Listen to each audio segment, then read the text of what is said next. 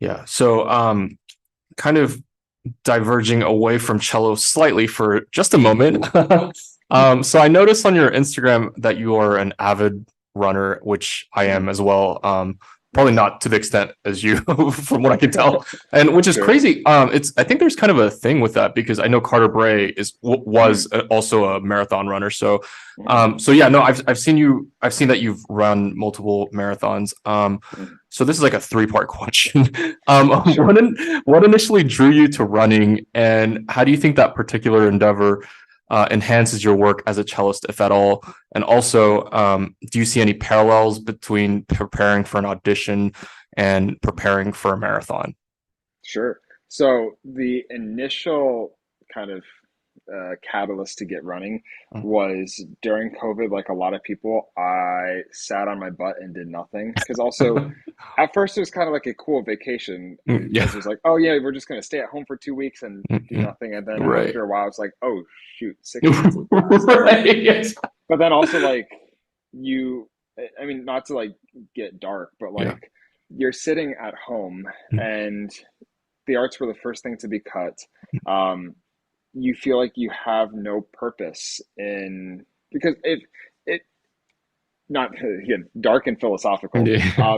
It's with music, it's a unique career because you are tied so close to your art form that it almost becomes inherent with you. So a lot of this, not to also kind of crap on Gen Zers, but like a Yeah. lot of this Gen Z like quiet quitting Right. or Right. like disassociation from work, like that just can't happen with music. At least Right. from where I am, because also I'm a millennial. So like I Yeah. I because also I'm a very like all or nothing person. Like, Yeah. Yeah. if I'm not doing anything, I feel useless. And Yeah. so that plus my whole family is either in medicine or both my brothers are in med school right now in Mhm, Indianapolis as well. mhm, And so I just felt like I was sitting there. I didn't have anything that I could do to help. I kind of distracted myself by ordering takeout way too much and watching Netflix. mhm. And before I knew it, I was about 30 pounds heavier No. and I just felt disgusting. I, it was one of those where even before this, I wasn't really running. Mhm, I don't want to even say competitive because I'm not even a competitive runner now, just mhm, because that keeps me sane. mhm, Um, but I would like run 5Ks with friends. We have a fantastic marathon in town called the Monumental Marathon. mhm. And sorry, let me just silence that. No, you're good. Called the Monumental Marathon. And Mhm, they have a great 5K. And mhm, I would do that every year. I do the turkey trots with my families. mhm, Um, and so it's one of those where, running was always part of it. mhm, But then once I gained all that weight and then realized that like it also negatively affected cello as well because I just felt mhm. lethargic. I felt like my brain was just foggy. It Yeah. also was a product of me just eating like crap all the time where like I didn't have a very nutrient dense diet. A lot of it Yeah. would be just like, let's get Five Guys today. I like burgers. Yeah, Also yeah. that's for the part four of the question. That is my post race meal is burger, Mm. fries, and a beer. Um, but yeah, no, it's one of those where I actually didn't start initially running. I started going to Orange Theory classes Oh, because okay. there was an Orange Theory in Bloomington, and I have to shout out the one of my biggest initial inspirations Mhm. were the Orange Theory coaches, especially Oh, Coach Jean at Orange Theory Bloomington. okay. She is one of the most, she's an ultra runner now, so ultra Uh-huh. marathons. And Uh, she, I remember this is before I had a coach, because I have a running coach, running and strength coach now. oh, wow. But Okay. before I had a coach, we did something called a dry try. And this was the first time I did the weight loss challenge. And Mhm, I actually lost all the weight plus about mhm, 15 pounds. And I was in the mhm, best shape that I've been in. And I felt mhm. really good. I felt like I had energy to, because also, like I was saying, when you have to eventually, I mean, not at this time, but eventually do doubles, Right. chamber, teaching, everything, you need to be able to feel like you're in a good enough shape to do all that without feeling like you have to rely on caffeine or just bad food. And Right. so I remember we did this dry try, which is like a triathlon for Orange Theory, which is Uh, 100 body weight exercises, and they break it down into like 10, so you do like squats and push-ups and stuff like that. oh, sure. And then I think like 2,000 meter row, or I can't remember how much row, but a decent Uh, amount of row, like right. about 15, 20 minutes worth of rowing, and then Mhm. you have to run a 5K. Oh, And wow. I remember it was getting hard, and coach was on the mic and she's going through, and she was just like, what do you want to do? What are you like, what are you doing this for? And she went through and had everybody, while you're running a 5K, about to die or puke. um it's like, and I just, because it was in my head, it was like, I want to eventually run a marathon before I'm not Mm, able to. And she just ran with that, and she saw me after the class, after mhm, the dry try, and she was just like, you 100% can do this. Like, you're mhm, already like, just sign up for one and find a coach, and mhm, I have 100% faith in you. I didn't even have mhm, that much faith in myself. So I found a coach who actually ended up being another incredible point of inspiration. mhm, She's a badass runner who mhm. like was also, she's finishing up her physical therapy school as well. So also a lot of her exercises that she programs in aren't just for like legs and feet, but they're Right. also for like correcting a lot of the issues that happen with cello. So a lot of like Mm, rotator cuff strengthening, mhm. a lot of tricep and bicep stuff to make sure that you can support yourself as you play. Right. And so then I basically told her my goal. And again, it was one of those where immediately she was like, okay, we got this. Let's do this. Yeah. Let's start right now building the Right. base. So did the first marathon. And even though I absolutely fell apart Mhm, by mile 18 or 20, the wheels mhm, fell off, hit the mhm, wall, mhm. everything. I crossed the finish line. I saw my parents holding my dog. Um, if there's something that, if there's one thing you should take away from this that you should know Mhm, about me, is that I love mhm. my dog more than I love anybody that I've Yeah, met, yeah, basically. yeah, that's And awesome. so, and so, or almost anybody. Mhm. But yeah, basically, I saw them holding it. I just like broke down. It was just like, this is Oh, like the most amazing thing ever. right, Because right, also, like, because also that was a very hard year for family as well, with like sure. a lot of pre-existing conditions and all that fun Yeah, stuff. yeah, yeah. And so that, and then immediately signed up for another one. It fell off even further during Carmel Marathon the next spring, and then I Mm, just vowed like I want to like do it right the next time. So yeah. we took a lot of time off and just basically um, focused on just enjoying running again, instead of Mm, feeling like, oh, I have to do another marathon kind of thing. And mm. then that kind of culminated in Chicago. I throughout that point, I should probably also mention that I got a stress fracture Oh, because just a lot of different reasons. I went with the Pittsburgh Symphony on tour uh-huh. to Europe, just kind of Oh, subbing in the yeah, back. yeah, It was yeah. really fun.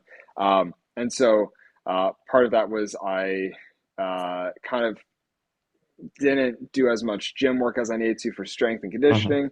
I got the wrong pair of shoes, was running on Mm, cobblestone streets, up my mm, mileage too much, and that yeah, ended up with a stress fracture. yeah. So after that, after recovering from that, focusing on why I love running again and really tackling the idea of nutrition, ran Hmm. Chicago Marathon last month Awesome. and ran a 10-minute PR.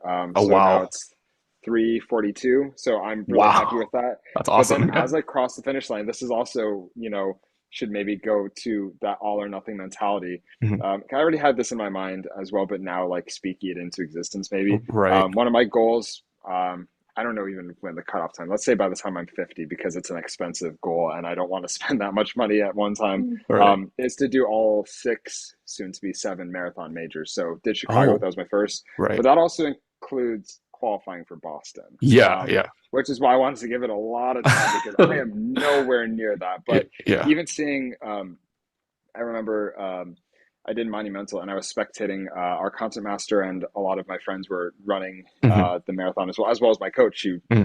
shout out to her for PRing there. Yeah. Um, and so there was one person who finished right under the 3 hour mark. And Wow. he was like, tears were streaming down his face. And I think Uh-huh. his significant other or Mm. somebody was just like, "You're going to Boston. You're going to Boston Oh, qualify." And he was just like sobbing as he was oh, about to finish. It was right. like he was starting to break down, but you could tell he was going to make it. And it's Yeah. just like, that's so inspiring. Like just Right. like that amount you're able to push. Anywho, Yeah. that's the first that's the first part of your three-part question. Yeah. I like to talk about running. Sorry. Yeah, no, I love it. Yeah. Yeah, so basically to get back into it, Mm, so yeah, eventually qualifying for Boston, I have a lot of mm, work to do. I'm mm. currently in a clean up my diet and start working at the gym regularly again. So to get a little bit closer to where I need to be for that. So anywho, in terms of benefiting playing, I think a lot of it had to do with what I was initially saying about just like having more energy, Yeah. feeling like you have control over your body, Mm, not feeling like you're quite as limited, because also as a beginner runner I started out running 2 miles, and running a mhm, 5K was my long run mhm, kind of thing. mhm, And it's still not a short distance, but it's mhm. also one of those where now during marathon training my longest run was like 20 and a half miles. And Yeah. so now it's just like your body can do amazing things if you Hmm. give it time, you're Yeah. patient with it, and you feed it properly. And whether that's actual food Hmm. or working on a lot of specific exercises. For running, it's a lot of strength single leg exercises. For Right. cello, it's a lot of technique, a lot Right. of um, just kind of focusing on the fact that even though technique and etudes and that kind of stuff is boring, Hmm. um, it's the same thing with running where it seems like it's if you focus on just doing technique for the sake of technique, you're going to Hmm. get bored of it really quickly. Right. Same thing with just like single leg exercises. Like, yeah, great, you can do a Bulgarian split squat, good for you. Yeah. But it ends up being, with music, to increase your technique so that you can most efficiently portray the musicality that you want to portray. So you can phrase Mm, like you want to without having to right. worry about limitations technique Yeah. wise. Right. So I think there's a lot of that in there, and just kind of understanding that. Um, as long as you're patient and you put your mind to it, you can accomplish really fantastic things. Right. And that's kind of the mantra, is just like, don't limit yourself. One of my Yeah. favorite marathon runners is Eliud Kipchoge, who was, up until Chicago, actually the race that I ran, Mhm. um, he was the world record holder Oh, of the wow. marathon. And so his whole thing is no human is limited, and I think that's just an absolutely fantastic thing. Mm, In terms of actually preparing for auditions and preparing for marathons, for example, I mhm, think there's a huge, huge kind of shared space. And mhm. so part of it is, I remember, you know, no audition and no marathon is going to be easy. A Yeah. lot of it is getting into that mindset of mental toughness that no Mhm. matter what goes wrong, you just keep going through. The one that I like to think about a lot is, if you miss a shift, let's say you miss the shift in Don Quixote, make Yeah. that next phrase the most beautiful phrase the committee has heard all day. Um, Mm, One thing that Brenton Smith, the principal of Houston Symphony, said right. when I was playing basically mock auditions for him Mhm, when I was at Aspen was, mhm. you don't start from 100 and every bad thing you do takes off points. You start from zero, and Ah, every good thing you do right. adds something into the, like, adds water to the glass kind of thing. You want to end up as Mm. close to 100 as you can. Oh, Um, okay. Yeah. because when you walk out on stage, the committee, especially, I mean, there are a couple that take the screen down, which I think is I don't know. I don't like that. But Mhm. the ones that do keep the screen up, you walk out on stage, the committee has no preconceived notion of anything. They have no idea who you are. Right. From that very first note, that can add water into that glass kind of thing. So Right. part of it is that, again, that mental toughness, the idea of not having to practice everything every day. For Mm. example, if your idea of training for a 5K is, let's go run a 5K every day and try to get Mhm. faster, Mhm. you're going to get injured and you're going to Mhm. die. Yeah. Yeah. Yeah. Granted, people are going to die anyways, but also, like, if Yeah. you try to just like get better at taking auditions by Mhm. just taking auditions or just Yeah. running through a piece, like, that's not going to do anything. You Right. have to deconstruct it. You have to figure out, for example, to use the running analogy, you have to do your 800s on the track at Mm. faster than marathon pace. You have to do that when you have to get comfortable running that pace. You have to get comfortable playing that audition piece under those circumstances. So Mhm. mimicking a lot of the practice, because also it's the same thing. Like, when you're in a marathon build, you never Mhm. run 26 miles. Right. There are studies to show a rate of hugely diminishing returns after 3 hours. So Mm. anything after 3 hours, any positives you have are vastly outweighed by the negatives of potentially getting injured. And Mhm. so same thing happens. So you never actually run 26 miles until the actual race. Same Mm. thing is like so what you're training for and what you're racing for are, like, they feel sometimes two completely different things. So you have Mm. to use your training to kind of prepare you as best as you can, like practice your fueling strategy, get Right. up at the same time you'd wake up on race day, make sure Mm. you eat the same breakfast, all that fun Yeah. stuff. Yeah. Yeah. Same thing with like auditions. Right. You have to make sure, for example, I remember my high school teacher is in the Chicago Symphony, Mhm. and he one time said, if you want to get really good at a fast excerpt and be prepared for anything, soak your hands in cold water and then play through Bartered Bride.